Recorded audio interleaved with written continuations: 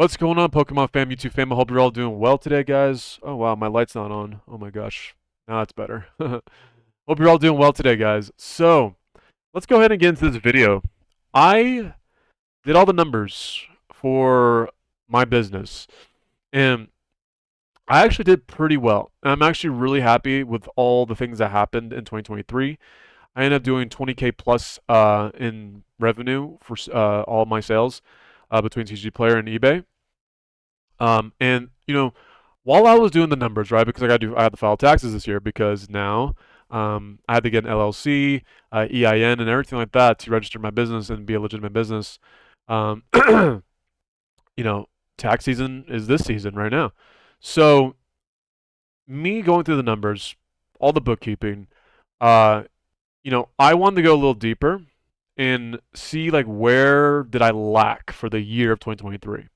Where was the area of my business where it can definitely improve by a lot and the thing that was lacking? And believe it or not, as much as I talk about Japanese, and I'm an advocate about selling Japanese booster boxes, right? Because I have my own supplier, and so I have a connection in Japan. But I ended up breaking even on my Japanese product. And I was quite surprised when I found out that I broke even on my Japanese product. When I was selling, the singles and the collections, I did fairly well, very well in that category. But with the Japanese booster boxes, I ended up breaking even for the year, and I was quite confused. Why did I break even? And I did everything right, right? I bought it at a lower price than what it was gonna, obviously Japanese is a lot cheaper, right? And you're able to find someone in Japan that's going to be able to supply you some sort of sealed product. Because in America, if you want a distributor, if you want distribution, more than likely you have a local game store. So I was very confused. I went through the numbers, I did everything, right? And the numbers are not going to show the numbers are only going to show what you lost, what you broke even on, and what you gained. But it's very important when you guys are doing when you're on your journey to put in your mind and go back in time in your mind of what you did wrong and see and reflect, right? And that's what I did. I took the time to reflect and what did I do that costed me obviously I'm thankful that I didn't lose thousands of dollars because potentially I could have lost thousands of dollars easily.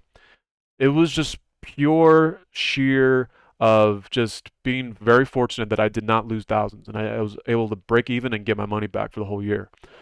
So looking through, diving deep, I realized that I made huge mistakes that I didn't realize that I was making. I was making huge mistakes. The mistakes were from my own ignorance, right? Because it's really hard to come by people that are going to tell you step by step and detail by detail on the internet of how to do everything properly.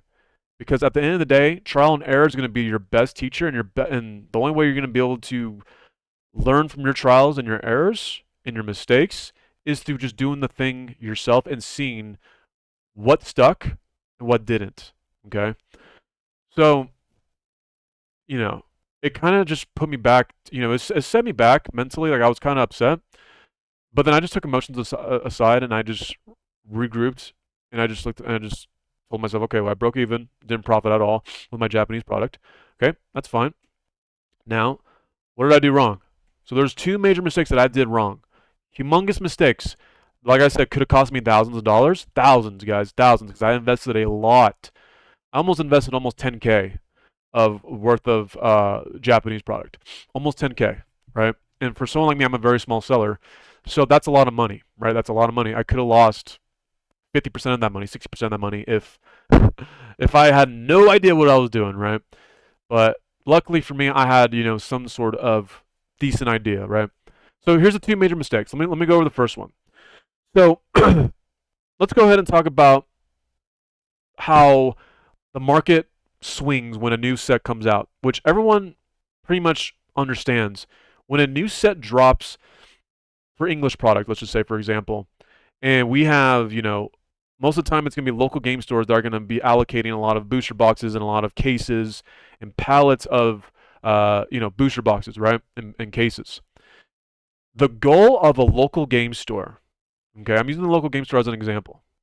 The goal of a local game store is the most important days of the year for a local game store is to be able to sell as much product as they possibly can on the day of launch of any set. Okay? Because depending on how big your allocation is as a local game store, okay, uh, you want to make your money back as fast as possible. Fast as possible. The reason for this is because everyone knows that when a new set comes out, the market price dwindles down. The market price starts to dip. That's natural. That's how it always been. Okay. There's never been a time where a sealed product like a booster box comes out, a new set comes out, and then the price just goes up. That does not happen. It's literally impossible because there's no supply circulation when before the day of launch, right? You may see some people on TCG Play that might sell them early, but for the most part, it's dumped on that day, and it's going to put a lot of down pressure on the price. Same thing with Japanese product. Japanese product is nothing different. When a new set releases, that it's a race against time at that point, which is that set is going to dwindle down in price. There's going to be a lot of downward pressure on that price, right? And it's going to dip, okay? Now, the problem with Japanese, that's completely different from English, okay? They're both the same. They both dip in price when a new set drops. But Japanese dips way faster. Let me give you an example. Shiny Treasures, when Shiny Treasures first came out, when it first launched back in like December, okay? The market price before it dropped was $150. $150. The night that it dropped, it went down to $120. $30, guys, in one night. The second day, went down to $95.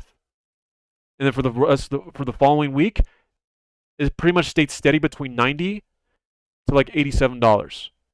You guys see how fast that is, okay? And I made that mistake a little bit with Shiny Treasures, but I also made that mistake earlier, like back then, with a lot of sets that I was just being ignorant towards, okay?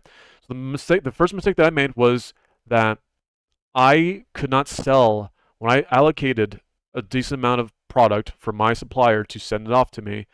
I didn't sell it all. Okay, that was the objective. I needed to sell it all. Okay, within like 2 to 3 days. Okay, of whatever I'm allocating. Okay, I failed at that because of course, the opening day of a new set, I can sell maybe half, sell half of my supply, right?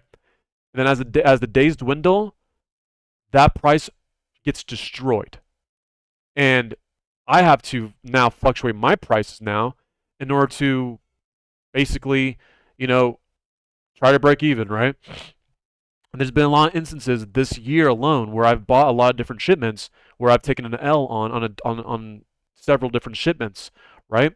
There were some shipments that my supplier sent me that I profited on.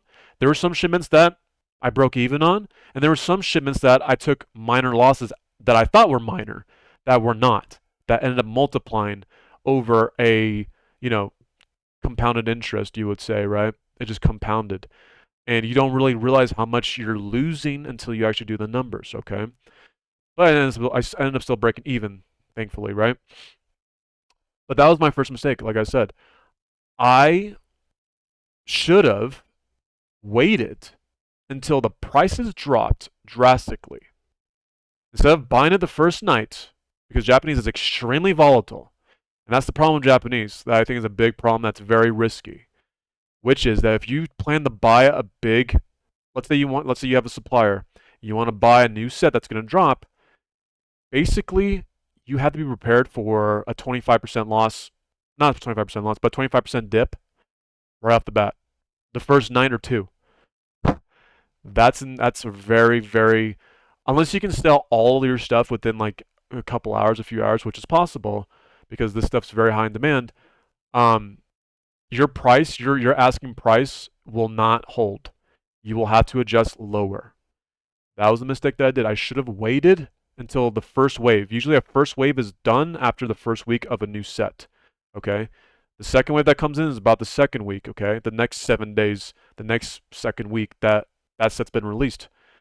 It's going to be a lot cheaper than the first week that you bought it, okay? It's extremely risky to buy it the first week, and that's something that I did not consider.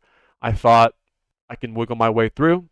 I thought, well, if I take a loss here and there, at the end of the day, I'm probably going to still profit, which I got cocky. I got arrogant, which I didn't because I did the numbers, and that didn't happen. I didn't profit. So English is going to be a lot different. If you have a local game store, you can afford to obviously buy your stuff the first week because honestly, like English is not going to drop that drastic. It's probably going to drop maybe like 5-10% the first week of a new set. Still enough room to profit. Still enough room for a lot of these local game stores, right? Japanese is not like that. Japanese gets destroyed the first like few days. Gets destroyed. First mistake, guys. It's a big learning lesson. It's a big learning lesson, and it made me humble. I was very, I guess, cocky and arrogant. And I was kind of lazy, of just kind of just, oh well. I thought to myself, well, I'm profiting on these shipments right here.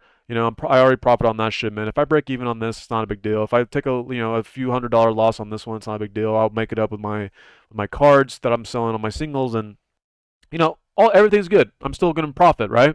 No, it didn't. So that was the first mistake that I did, guys. And then the second mistake I would have to say was when I bought the stuff, right?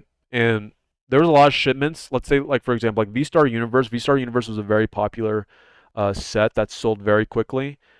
Scarlet and Violet EX booster boxes, the Japanese versions, sold very quickly. But I made the mistake of buying more after the hype. What does that mean, right? So I'll give you an example. What I ended up doing this year that cost me hundreds, right?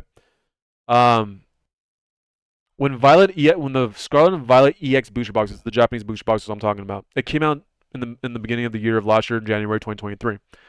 I bought them at the time, and I was able to profit off those really quickly because people just wanted to just buy them. People just wanted them, right? There was still a Pokemon bull market at that time, so people just were buying it so quickly, man. It was just going like hotcakes, and I was doing very well. I thought I was able to do that with every set, which is not the case because there's market fluctuations, there's different market conditions, and there's just different outlooks on different products. Okay, so like I said, I was selling it so well, Scarlet and Violet, right? I made the mistake to thinking that the hype of all these sets would last past the release launch, the launch of these sets, right? Uh, the pre-release hype, okay? And then once it launches, it's still hyped. And then after about 2 to 3 weeks, for no more than a month, the hype dies off. Nobody wants the set anymore. Everybody's over it. It's gone. It's done. I made the mistake of buying a lot of Violet EX booster boxes, buying even V-Star Universe booster boxes in the middle of the year last year when they were not hyped anymore, when the prices were so volatile for those booster boxes, right? By the way, Japanese is very volatile. Even when it dips, guys, like V-Star Universe is so volatile that there is no stable price for V-Star Universe. And right now, I got destroyed on Violet EX booster box. It has not come back to what it was. The booster box is probably sitting at like $60 right now. And it used to be like 90, 100, 110 for that booster box. And that's a mistake that I did that I shouldn't have not have done, was to buy booster boxes that basically their expiration date was expired with the hype.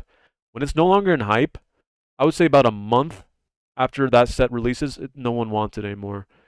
You'll still get sales here and there for that booster box, but you have to sell it at the market price, and the market price is already destroyed for most of these Japanese booster boxes, and the prices don't come back anytime soon. So I sat on a lot of booster boxes last year. I sat on a lot of them that it was just dead money. And there was one shipment where I had like 20, 30 booster boxes of Violet EX booster box, and a lot of it was just dead money, guys. It wasn't. It was like $2,000, $2 to $2,500 worth of inventory that was just not moving. I needed that cash to continue to keep buying to continue to generate more revenue, to continue to buy more inventory, right?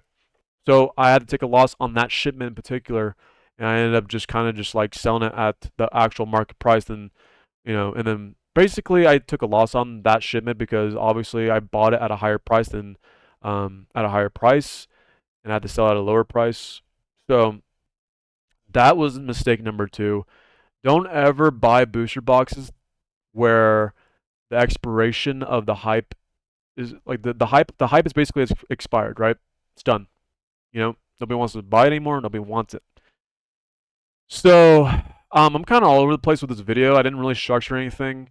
This is just on top of my head, but um, that is just basically like what I've learned. And I don't recommend, honestly. I'm gonna make a few points before I end this video.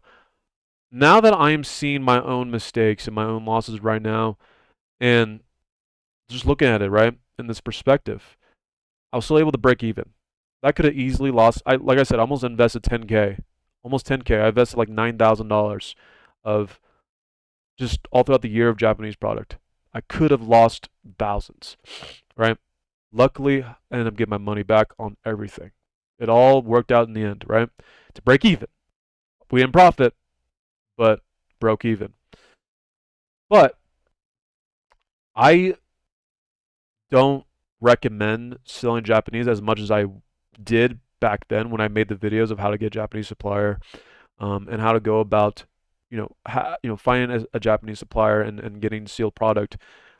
I am very reluctant now of recommending that because the last thing I want to do is to have someone be inspired from my videos or whatever, or they learn something from my videos and they do exactly what I advised, right?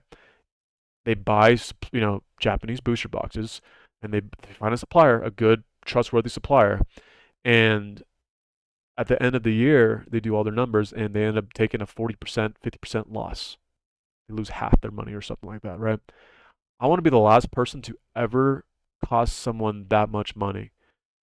And I think it's the responsibility of my responsibility, first off, because I'm the one who's promoting my videos. I'm the one who's creating these videos. I'm creating this content in the betterment for you if you are interested of taking, this avenue and this journey, right? I want to learn from my own lessons. That way you guys don't have to make the same mistakes. Because when you're losing money, guys, if you lose money, if you lose thousands of dollars, like, dude, that can really break up a lot of families. That can end up being in a divorce. That can cause family, heartache, family troubles. Because the number one aspect of divorce in America, number one thing is going to be finances. And the last thing I ever want to do, guys, is to promote something that is not. I don't want to promote anything that is going to possibly financially harm somebody financially. So when I make these videos of my own mistakes, I'm the guinea pig. I don't mind taking the losses, right? I don't mind taking the mistakes, okay? I can take it, I can handle it, right? But I don't know if someone else can. And I'm being very careful right now of even promoting the fact of Japanese. I don't, now at this point right now, I don't even recommend it, right? Unless you know exactly what you're doing, okay? I even don't even want to take on Japanese anymore. I'm going to be very selective of what Japanese products I take on, and I'm going to be very conservative with my allocations of how much I want. But I've kind of moved on from Japanese. I've liquidated all my Japanese product, and I'm just focusing on singles. I'm going to get a little bit more into graded cards, and I'm just focusing on that because, like I said, I did very well in selling singles and doing very well of buying collections and then selling them more for what I bought it for, because the prices are a lot stable. The prices of singles, the prices of, yeah, most of the time it's going to be singles. The prices are going to be very mature. It's not going to be volatile, right? Prices are already mature, so it's not going to go up and down, and then it's just going to stay down for a long time, right? So be very careful when you are considering this. I don't even recommend it, but if you do, be extremely careful, guys. You could lose thousands, and I'm very lucky that I didn't lose thousands. Would I have gone under? Like, would I have just not been able to come back from it? I wouldn't say that because I have a lot of capital. I still have a lot of capital under my name, but it would definitely be a hole that I have to dig myself out of that would take some time. And that at that point, it would be I would have to ask myself the question: would it be, is this even worth trying to crawl myself out of this hole? So, like I said, I lucked out. I'm fortunate. I'm blessed that I didn't, you know, lose money, but I also didn't gain money, but I broke even. So I know this video is going a little long. I'm kind of just babbling right now, but I just wanted to just go ahead and just say that if you guys are supporters of mine, I really appreciate all your support. It means a lot to me. I'm almost at 700 subscribers. I think I'm like at 660. So, thank you for all the support, guys. Thank you so much for all you guys do of just watching my videos and just kind of just learning from my own journey.